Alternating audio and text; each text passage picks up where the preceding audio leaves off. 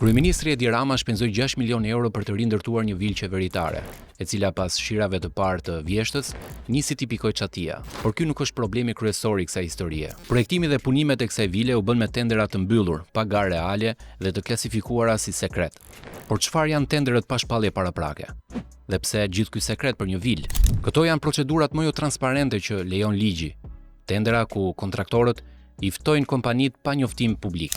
Ligji thotë se sa herë që këto procedura përdoren, duhet që të arsyetohen dhe dokumentohen. Në rastin e vilës në fjalë, nuk pati asnjë arsyetim të tillë.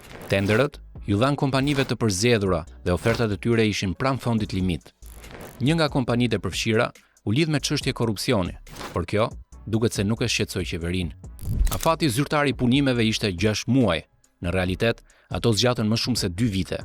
Zyrtarisht, projekti ju dha një studio shqiptare, por koncepti i atribuohet një studie të huaj. Ajo i tha Citizen.al se ja ofroi qeverisë falas, pa kontratë dhe pa shpjeguar se si u përdor ky koncept më pas. Vila në fjalë është vila numër 5, e cila jo zyrtarisht njihet si Vila Number Red. Ajo ndodhet në një nga kodrat e parkut të liçenit artificial të Tiranës.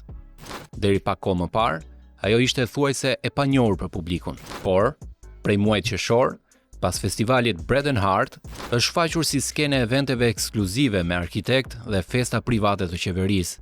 Në tetor, në këtë vilë u prezantua dhe kthimi i festivalit në fondacion, por këtu ka dhe një problem tjetër. Në ato moment, fondacioni nuk ishte regjistruar ligjërisht. Institucionet nuk kanë thënë se kush e pagoi festivalin, sa u shpenzuan për të dhe mbi ç'bazë ligjore u përdor vila. Edhe pas kërkesave të vazhdueshme të Citizen.al, transparenca sot mungon. Vila Number Red nuk është më thjesht një vilë. Ajo është simboli një modeli ku fondet publike, estetika dhe pushteti bashkohen larg syve të publikut. Nga një vilë shtetërore, ajo është tashmë një obor privat i arkitektëve të qeverisë.